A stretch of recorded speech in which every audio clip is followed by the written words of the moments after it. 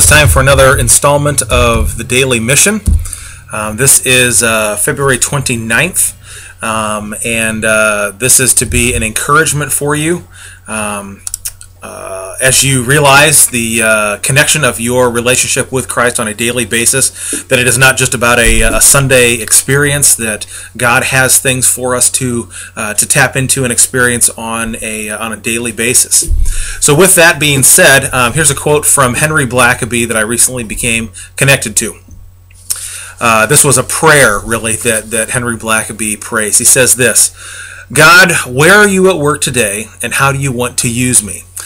This quote I heard in the context of a larger conversation that's going on surrounding a book called The Next Christians. And this book was written by Gabe Lyons. And the meat of this book is really about the next generation of Christ followers and how they see their role as Christians away from the church, outside of the walls of the church, in the everyday jobs that they have and the things that they are doing, things that they're a part of.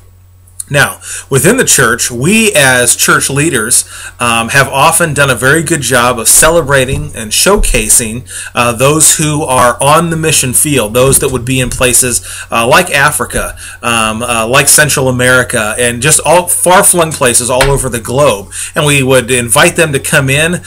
We would remind the people that we're in support of these missionaries that are on these on location, some other place in the world, and that was good, and those are things that we should absolutely do.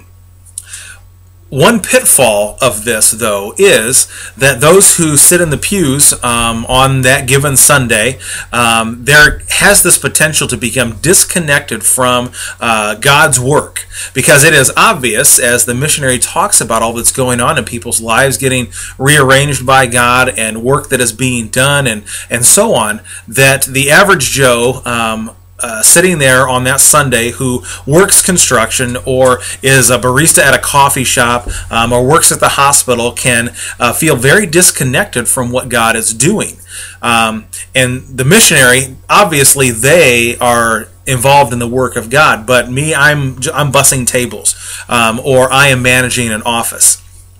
So there's some new language that is starting to emerge, and maybe it's not really new language, but as a new understanding of this idea of becoming restorers of our daily lives, that God is at work on a regular basis in the everyday things that we who are not on the mission field that God wants to do and wants to unpack.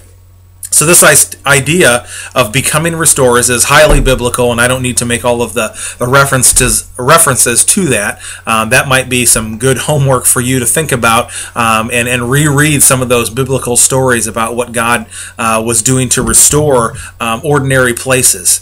But this idea of being a restorer had almost some new light shed on it just this morning.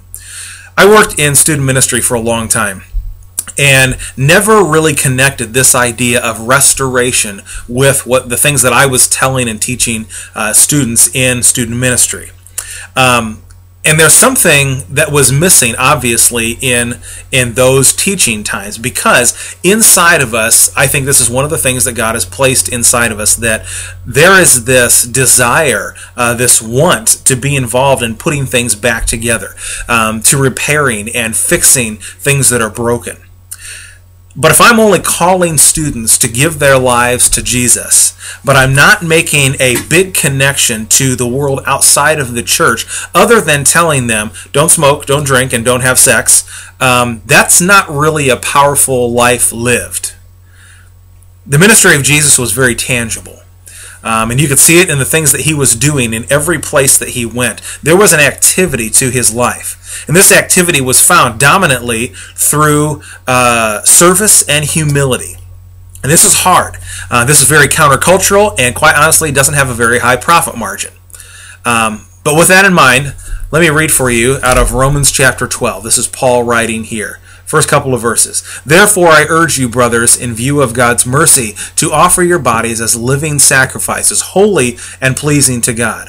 This is your spiritual act of worship. Do not conform any longer to the pattern of this world, but be transformed by the renewing of your mind. Then you will be able to test and approve what God's will is, his good, pleasing, and perfect will.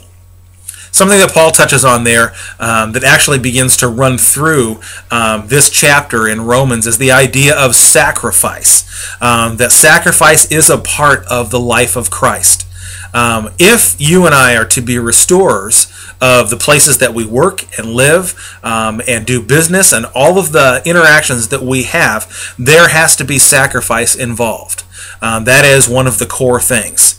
Sacrifice requires the doer to give something up, to not have something, to not do some things, or to let go of some other things.